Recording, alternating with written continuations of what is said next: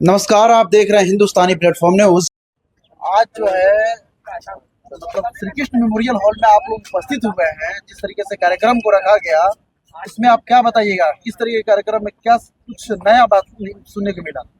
सबसे पहले तो आज बिहार द्वारा एनडीए के सभी केंद्रीय मंत्रियों का अभिनंदन समारोह बहुत यह भव्य और बहुत ऐतिहासिक रहा और पूरे बिहार से एक एक जिला से पूरे सभी मंत्रियों के चहेते कार्यकर्ता नेता, सारे मंत्रीगण, सारे प्रदेश अध्यक्षगण, सारे लोग पूरे जोश और उत्साह के साथ आकर के और एनडीए के सभी नवनियुक्त मंत्रियों का बहुत भव्य स्वागत हुआ। और पूरे यह बिहार में पूरा यह संदेश गया आज के यह कार्यक्रम से कि आने वाला विधानसभा आगामी चुनाव में कार्यकर्ता में यह पूरा जोश है, जुनून है, उम्मीद है।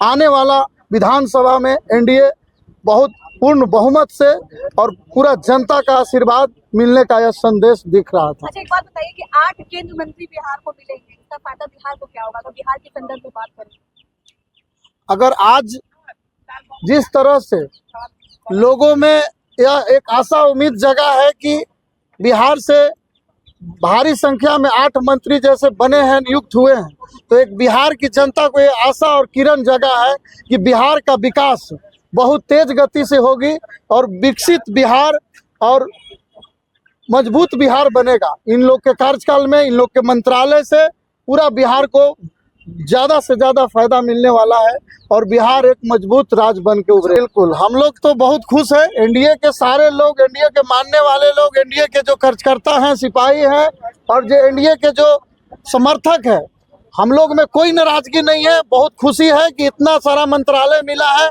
विपक्ष का काम ही रहा है शुरू से विरोध करना और उनको टीका टिप्पणी करना। ये बहुत बड़ा जिम्मेवारी मिली है बिहार को। आप अरवल से हैं जी, बीजेपी पार्टी से हैं जी। बीजेपी पार्टी ऐसा क्या करेगी अरवल के लिए जो वहाँ पे मजबूत होगी? अरवल के लिए बीजेपी पार्टी पूरा समीकरण को समझ गया है। आने वाला चुनाव में भारतीय जनता पार्टी ये देश की सबसे बड़ी पार्टी है और सबसे बड़ा संगठन है।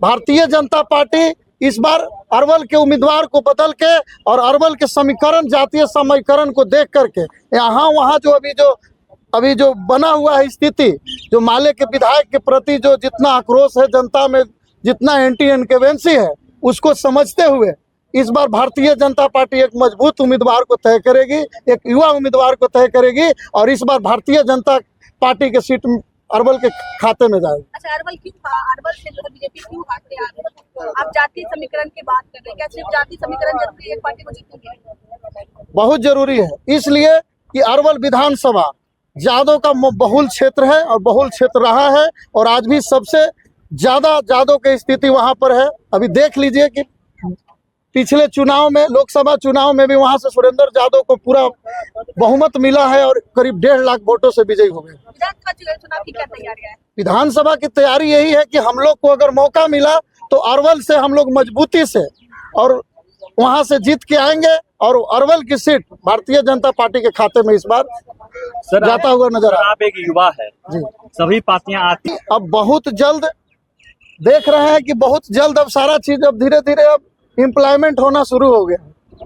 अब इम्प्लॉयमेंट धीरे धीरे हो गया। अभी देखिए दानापुर में जाकर इंडस्ट्री की बात हो रहा है। अभी देखिए दानापुर में यहाँ चीनी में जितना भी इंडस्ट्रीज है सब ठप पड़ा है सर, वर्षों से ठप पड़ा इसलिए है कि आप देख रहे थे कि किनका सरकार चल रहा था और आप जब से एनडीए और डबल इंजन की सरकार आई है, बिहार में तेजी से विकास हो रहा है और आने वाला समय में इससे 3 गुना, आज जैसे हमारे मंत्री लोग बोले, इससे भी बढ़ के 3 गुना विकास तेजी से होगी और एनडीए बहुत मजबूती से बिहार को बहुत ऊपर ले जाएगी। बिहार में लगातार पुल गिरने की समस्या हमारी उत्पन्न हो रही है, इस पे क्या कहिएगा? क्योंकि आपको पता ही है कि एनडीए की सरकार ही है और बिहार में लगातार एक दिन में और 3 दिन में 3 पुलियां गिर जा रही है। ये सब चीज देखिए राजनीति से जोड़ के नहीं रखना चाहिए।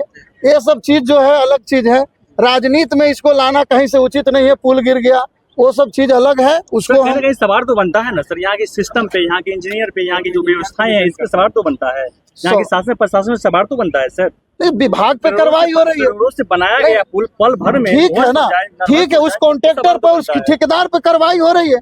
अपराध होगा तो कार्रवाई होगी, अगर कहीं अगर कोई अपराध होगा तो सरकार का काम है कार्रवाई करना। अगर कहीं पुल गिरा है तो उस कॉन्ट्रैक्टर पे, उस ठेकेदार पे कार्रवाई होगी और फिर से पुनः वहाँ पे पुल बन के स्थापित होगा। मुजफ्फरपुर में एक घटना के मतलब सनसनी आपको पता ही चला होगा, जिस तरीके से लड़कियों को बलात्कार किया गया, महिलाओं के साथ शोषण किया गया, क्या मतलब ऐसा घिनौना का मतलब हाल जो है ये सरकार में रहते हुए, ये बताइए। ऐसा नहीं है, ये सब एनडीए को बदनाम करने की ये सब साजिश है और इस तरह का सर जॉब के नाम पर यौन शोषण करना कितना जायज? ये सरकार नहीं करती है, आप जान लीजिए। सबसे स्पष्ट आप जान लीजिए कि सरकार कभी ये सब चीजों में नहीं पढ़ना चाहती है।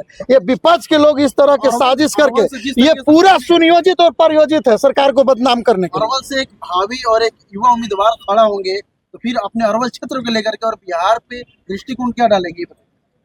देखिए, सबसे पहले हम लोग अरवल से जीत के आएंगे और अरवल से जीत के आने के बाद एक मजबूत सरकार, एक मजबूत मुख्यमंत्री का निर्माण होगा और बिहार के लिए हम लोग बहुत मजबूती से आगे बढ़ेंगे और बिहार को हम लोग उच्च दर्जा दिला के और बिहार को विशेष राज्य की मांग करके हम लोग बिहार को बहुत ऊपर ले जाने के लिए। चुनाव में कितना सीट लाने का काम किया जाएगा आपकी सरकार द्वारा? हम लोग को अभी लगभग 200 पार की पूरा टारगेट है। मिशन हम लोग का है कि 200 से भी ऊपर हम लोग सीट ला करके और भारतीय जनता पार्टी को और बिहार में एनडीए की सरकार को मजबूत करेंगे और बिहार में एनडीए के मुख्यमंत्री हम लोग सुनिश्चित करेंगे। नरेंद्र मोदी जिंदाबाद, अरुण यादव जिंदाबाद, शिवपाल यादव जिंदाबाद,